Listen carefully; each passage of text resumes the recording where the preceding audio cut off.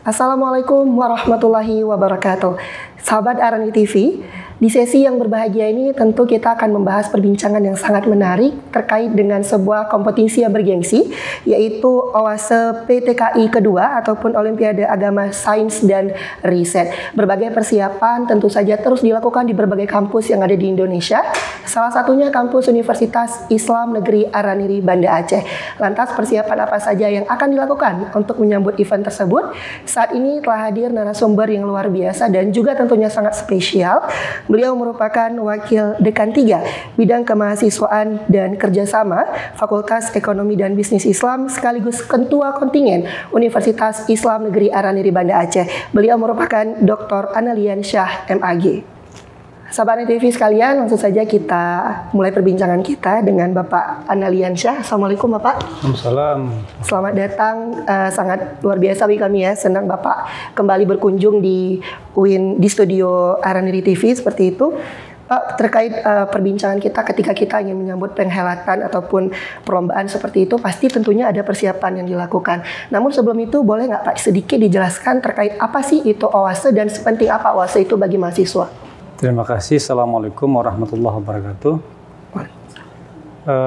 Saya mungkin sedikit menggambarkan ya apa itu OASE gitu ya. Jadi Olimpiade Agama Sains dan Riset. Nah, dulu perlombaan ini disebut dengan pionir.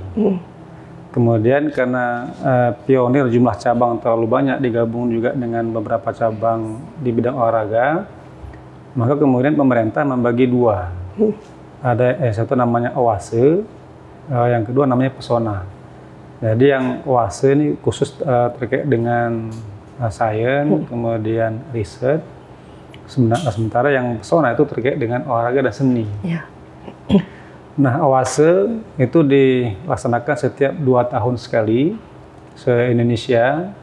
Dan OASE ini diikuti oleh bukan hanya oleh PTKIN yang Perguruan Tinggi Keagamaan Islam Negeri, tetapi juga diikuti oleh perguruan tinggi keagamaan Islam swasta. Ya, misalnya tahun ini saja ada 22.000 ya peserta ya. Karena tadi di Indonesia ada kurang lebih kalau digabung antar negeri dengan swasta 600-an perguruan tinggi. Jadi banyak sekali gitu ya. Banyak sekali. Nah, kebetulan ini yang kedua tahun 2023, tahun 2021 ini dilaksanakan di kita. Ya. Di tempat kita, dan alhamdulillah waktu itu kita meraih sebagai juara umum. Kita sama ya dengan 2 tahun lalu, kita bercita-cita juga ingin meraih juara umum, meskipun tempatnya bukan di kita. Kali ini itu dilaksanakan di UIN Jakarta, UIN Hidayatullah Jakarta. Mereka sebagai tuan rumah. Nah, kita mengikutkan 21 cabang lomba dari 23 cabang yang diperlombakan. Ya, kebetulan ada 2 tambahan cabang lomba yang kita belum pernah ikuti, dan ini baru pertama sekali dilombakan ya. Dan ini karena pemberitahuan sudah sangat terlambat, kita belum sempat mempersiapkan pesertanya. Untuk peserta sendiri kita mengikutkan 62 orang ya untuk 21 cabang lomba ya. Dan ini untuk persiapan kita sudah mulai beberapa bulan yang lalu ketika kan ini event 2 tahunan ya. Jadi meskipun belum ada pengumuman resmi misalnya terkait dengan jadwal tanggal resminya, kita sudah melakukan rekrutmen. Kita rekrutmen di awal agar kita bisa optimal dalam melakukan pembinaan gitu. Kita merekrut dosen-dosen yang expert di bidangnya untuk membina adik ini, mahasiswa, untuk melatih dan sebagainya, memberikan fasilitas yang kira-kira mereka butuhkan agar kita bisa meraih hasil yang optimal. Nah, kira-kira seperti itu gambarannya. Iya. Berarti sempat menjadi tuan rumah di tahun 2021 Pak ya? Iya. Karena ini event 2 tahun sekali, kira-kira apa perbedaan nih Pak antara yang pernah dilakukan ketika kita menjadi tuan rumah dan apa perbedaan yang akan dilakukan di event tahun ini? Iya. Perbedaannya adalah waktu itu kita membuat 22 cabang lomba. Nah di UIN Jakarta mereka menambah 1 cabang lomba, yaitu bidang psikologi. Ya, psikologi ini baru pertama sekali. Kalau dulu belum ada. Jadi kalau misalnya bidang sains itu tetap ada 4 mata lomba, yaitu bidang matematika, fisika, biologi, dan kimia.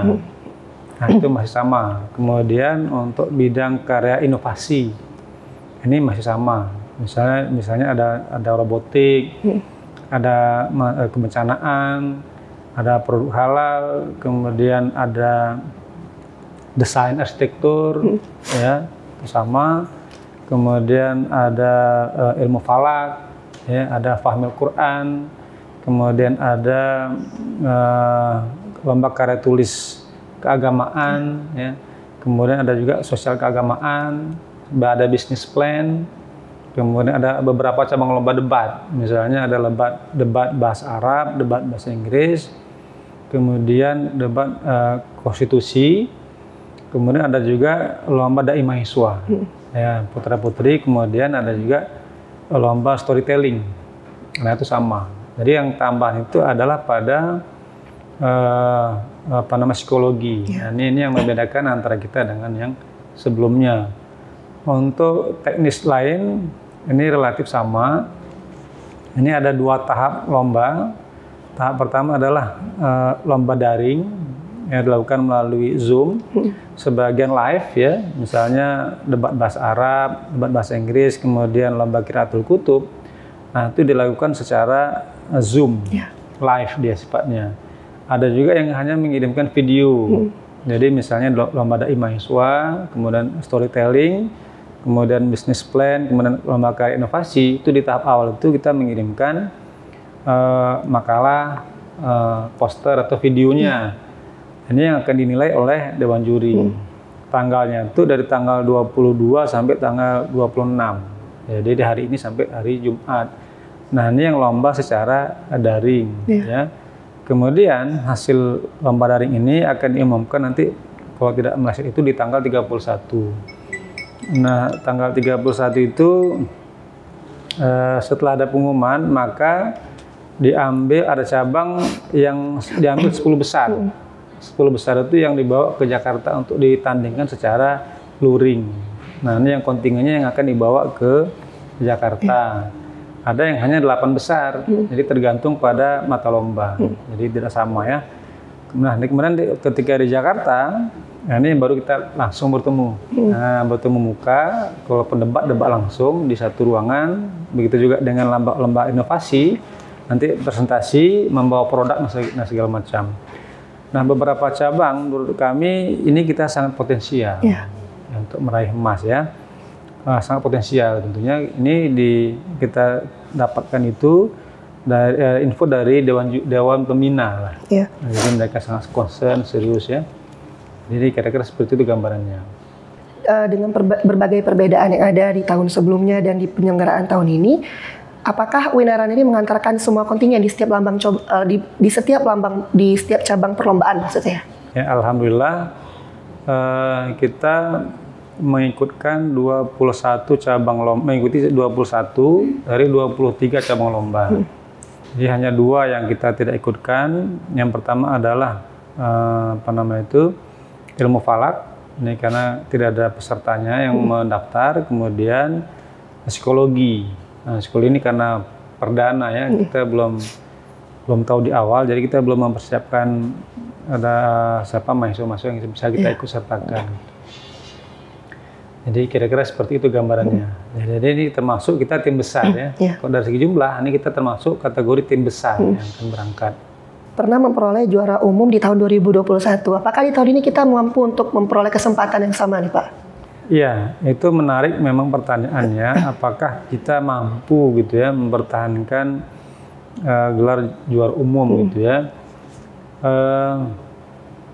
Ini memang 50-50, ya. Tapi kalau kita tidak bisa bilang pasti, tapi kemungkinan itu tetap ada, ya. Jadi atas dasar itulah kemudian kita mendorong kepada dosen selaku pembina, pelatih untuk bekerja lebih keras lah. Ya, sama seperti bekerja di waktu di 2021 yang kita juara umum. Satu juga harapannya kita memperoleh sebanyak mungkin medali. Ya, walaupun pada kali ini kita targetkan 5 medali emas. Ya, mudah-mudahan ini bisa kita capai ya. Ini pengharapan kita, sebuah cita-cita. Mudah-mudahan ini bisa tercapai. Mungkin terakhir nih Pak, harapan dan pesan apa yang ingin Bapak sampaikan kepada mungkin teman-teman yang akan berlaga ataupun berlomba di OASE tahun 2023 ini? Baik, pengharapan kami dari koordinator pelaksana agar semua mahasiswa ya optimis. Ini yang paling penting. Optimis dan memanfaatkan sisa waktu yang ada untuk terus kira-kira mengambil langkah-langkah untuk meningkatkan kemampuan mereka. Ya, kalau nanti membuat makalah, terus ini diskusi dengan dosen untuk menghasilkan makalah yang menurut mereka itulah usaha yang terakhir yang mereka mampu lakukan. Artinya jangan usahanya setengah, tapi kemudian berharap juara. Nah, ini kita tidak berpikir seperti itu. Jadi oleh karena itu kami dari panitia, termasuk yang daring ini memenuhi semua kebutuhan peserta, ya agar mereka bisa tampil prima dan tentu mendapatkan hasil yang baik. Amin. Tentu pastinya kita mengharap yang terbaik Pak ya, agar dapat memperoleh hasil yang terbaik pula di event OASE tahun ini. Ya, amin, benar. Amin. Baik, terima kasih Bapak atas waktu dan kesempatannya. Bapak Dr. Analisa MAG, sekaligus Wakil Dekan 3 Bidang Kemahasiswaan dan Kerjasama FEBI, dan juga Ketua Kontingen UIN Araniri Banda Aceh. Tentu masih banyak yang akan kita perbincangkan, namun mengenai waktu, perbincangan kita harus kita padankan sampai di sini. Saya Rizky Ramadan selaku host pamit undur diri. Billahi taufiq wal hidayah. Wassalamualaikum warahmatullahi wabarakatuh.